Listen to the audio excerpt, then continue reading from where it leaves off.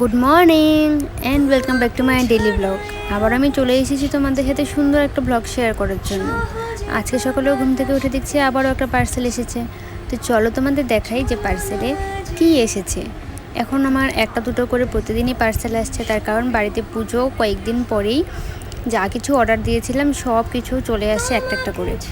এখানে ছিল আমাদের বাড়ির মায়ের জন্য কিছু জুয়েলারি।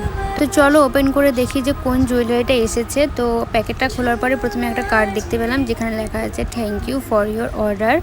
আর যে কোনো রকম কোনো প্রোডাক্টের ইস্যু থাকলে সেটা আমরা খুব সহজে রিটার্ন করে দিতে পারবো, এগুলোই লেখা ছিল।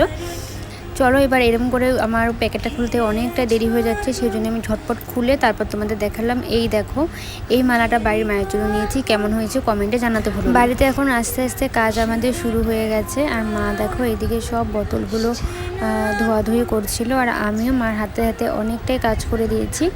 তারপর সব কাজ সেরে স্নান দান করে নিয়েছি। স্নান দান করতে মোটামুটি ওই 3টে নাগাদ বেজে গিয়েছিল। তারপর করে নিয়েছিলাম দুপুরে খাওয়া দাওয়া। আজকে ছিল শনিবার, সেই জন্য নিরামিষ। তো চলো আজকের আমার এই ছোট্ট ব্লগটি এখানে শেষ করছি। ভালো লাগলে একটা লাইক করে দিও। টাটা।